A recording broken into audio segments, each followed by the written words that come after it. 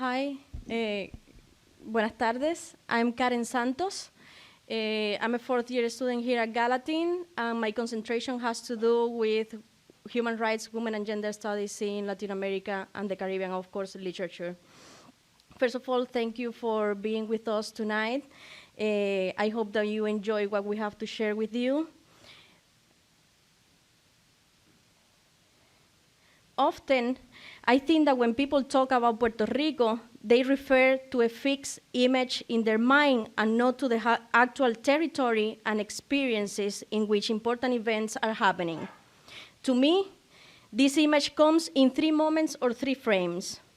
First, the visualization of the big island as the whole Puerto Rico, without knowing, thinking, or acknowledging that Puerto Rico is actually an archipelago, meaning that multiple islands form it.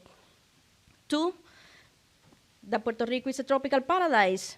And this ties to Mimi Scheller's ideas about tropicalization in the book, wonderful book, Consuming the Caribbean.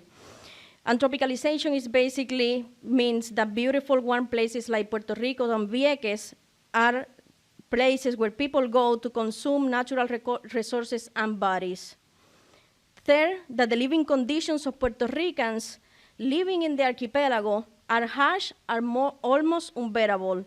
A place, whatever that means, where corruption is rampant, when there's no industry, and that depends on the US for everything they do.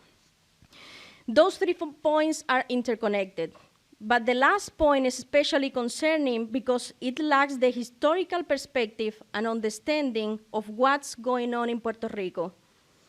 It overshadows the very concrete repercussions of having no representation in the federal government, the impossibility of voting in presidential elections, and the fact that, to the United States, Puerto Rico is just another property.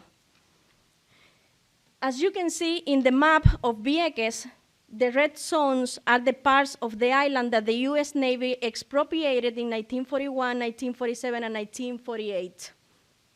That's a land that never went back to Viequenses. Where the people kicked the Navy out in 2003, the military transferred those areas to fish and wildlife.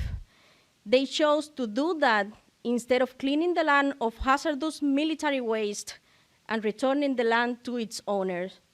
Civilians still can't live there.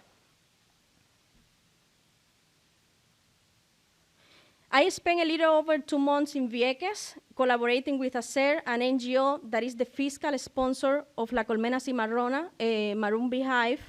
La Colmena is a robust, holistic project that focuses on food sovereignty and practices solidarity economy, agroecology, and beekeeping as ways of healing the land and healing and empowering the community. In my time with them, I could see and participate in some of the activities that they usually organize. They hosted their first ever summer camp for young Viequenses. This was an important action as the participants not only work and learn about agriculture and the history of Vieques and Puerto Rico, but most importantly, they were paid for the labor. La Colmena also hosted workshops on preparing lotions and candles with easy accessible materials, taking care of gardens, harvesting rain, and making bioferments.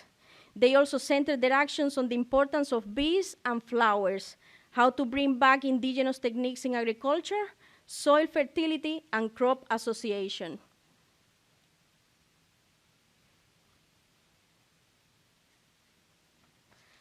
Before arriving in Vieques, I knew La Colmena was a bustling organization. I wanted to concentrate my energies not only on my intellectual growth or testing my abilities as a researcher and a thinker.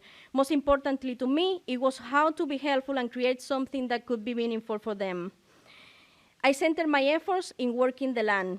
I also redesigned La Colmena's website to boost its digital presence, and also created an app that could help them manage several administrative tasks, such as record the pluviometer measurements, an attendance and task log that could help them with timekeeping and everything that could be they can manage easily so they don't spend so much time doing so. As you might have guessed, La Colmena is a well-known project in Vieques and Puerto Rico, with the community and the land at the center of their mission.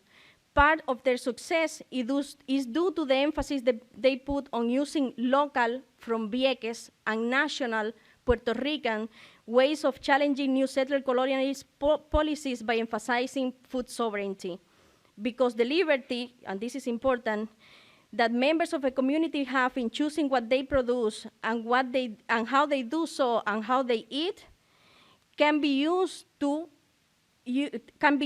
for more broad claims about returning the land to the community, the legitimacy of occupying spaces that is rightfully theirs, and it can help to think also of the unthinkable, a sociopolitical reconfiguration of Latin America and the Caribbean, where we, as its citizens, can decide our country's futures. And now I turn over to Sofia Offerman.